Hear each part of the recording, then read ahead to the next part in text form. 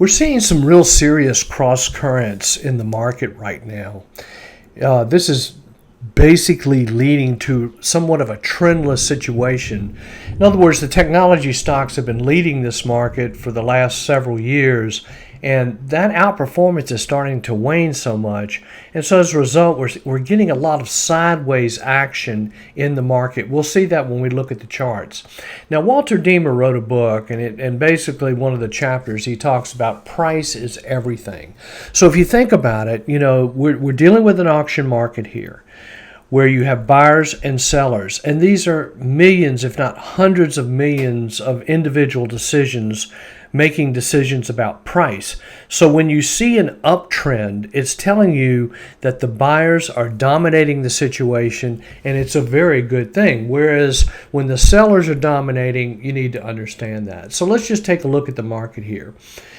We're going to look at 5 indexes. Here's the Nasdaq. We continue to struggle. Like I say, we're in somewhat of a sideways, trendless situation right now.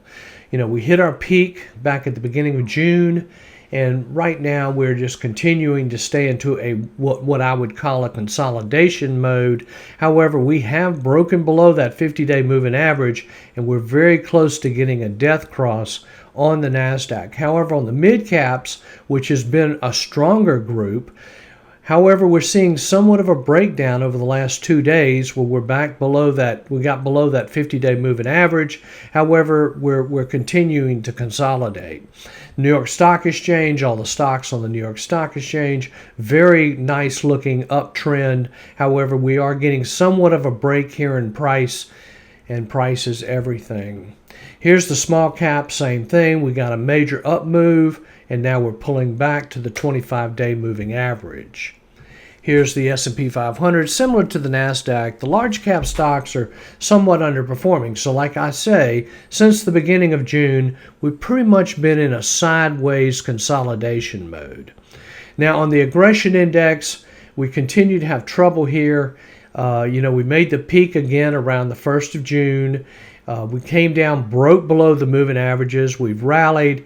We're now below the moving averages, and we're very close to getting a death cross. So if we just go back and look at the beginning of the year, you can see when we got that death cross, things really did start to deteriorate. This is nothing more than just an early warning saying that you should be somewhat defensive at this point. However, with the long term, the 200-day moving average, we're in good shape on the S&P, and we're also, the primary trend is up on the Nasdaq as well. We're above that 200-day moving average.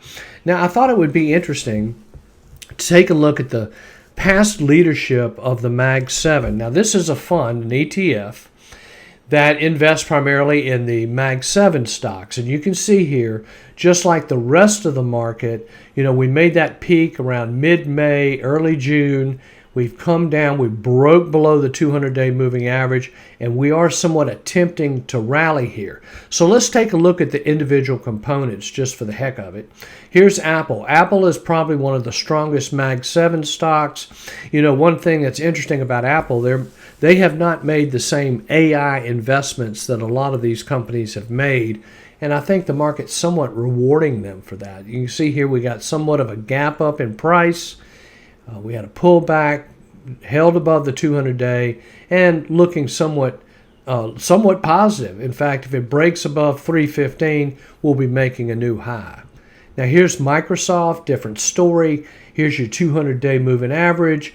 Again, it peaked around June the 1st, came down hard, made a low below all the moving averages, and is really struggling to get going here.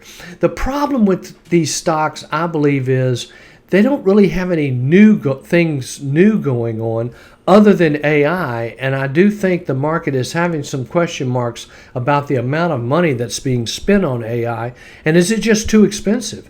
Now here's Amazon.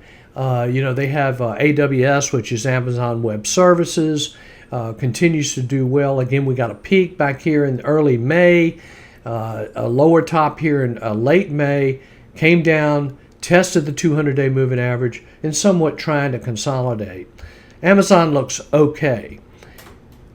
Here we have Google. Same kind of story here. Again, these companies are spending a lot of money on AI, and the market is really questioning this, and so am I.